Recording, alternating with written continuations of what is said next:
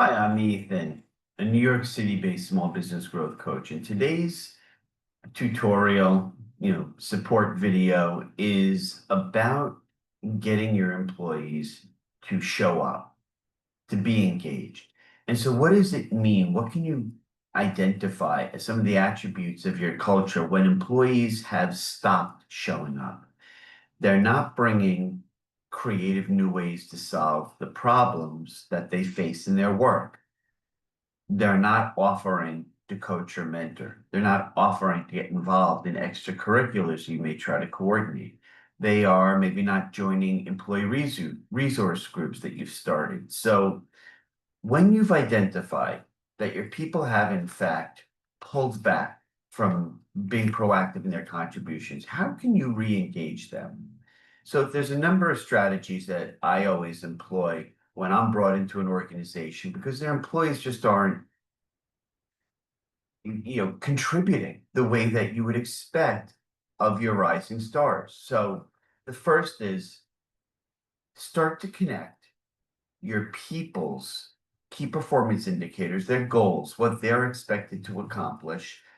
Keep communicating how their goals fit into their team goals and how their team's collective contributions positively impact the goals of the organization as a whole. So you're showing individual goals that are tied to team collaboration goals, teamwork building goals, all the way up to the organization's top goals. So I now, as an employee of yours, I can see much more clearly how what I do on a daily basis contributes to the success of the business as a whole.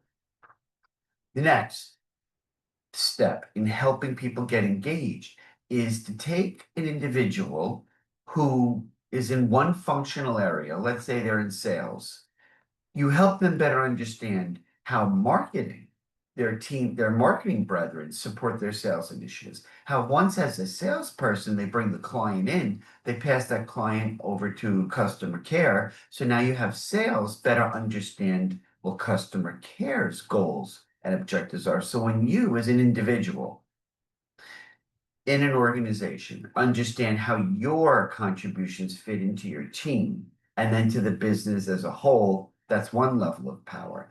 Now, if I understand how my goals in my department start to fit in and align with the goals of the other departments, now you're creating a cross-functional synergy.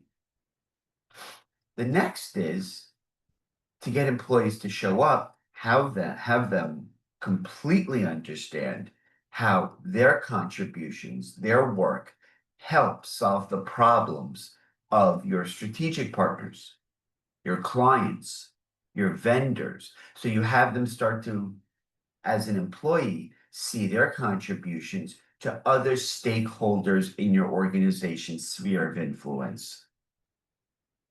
Another strategy that I typically employ when I'm brought in and employees just don't seem to be actively engaged the way you want them to be, I have them train in other areas. So as I said previously, let's say you're in a sales role. I may cross-train you by having you take on some aspects of marketing's functions, or maybe customer care. If you're in sales and you don't understand necessarily the numbers of how your revenue contributions fit into the company as a whole, maybe you have that individual cross-train in finance or human resources. If you've identified that this sales executive at some point in the future will make for a great manager, put her or him or them into HR to see how they can start to figure out how to be a more effective leader. So that's cross-training. The next strategy is what we call job sharing. If you have two people who excel at different roles and responsibilities within the expectations you had for one functional job role, you can have two people share in a role. Maybe scheduling is one part of that job requires overseas, which is interaction, which requires somebody to work later nights. Then maybe what you do is you have split shift. The point is, the people who have certain roles in your organization today, you will want and need them to serve a much different role in the future. So your ability to successfully retain them and have them grow with you is to move them, have them cross-train in other functional areas so they see a bigger piece of the entire business and how it impacts the greatest number of stakeholders. And that leads to job rotations, which is moving people from one office to another office, maybe doing the same job, maybe doing a slightly different job. But job rotations is a way as cross-training to give people exposure to more areas of the organization.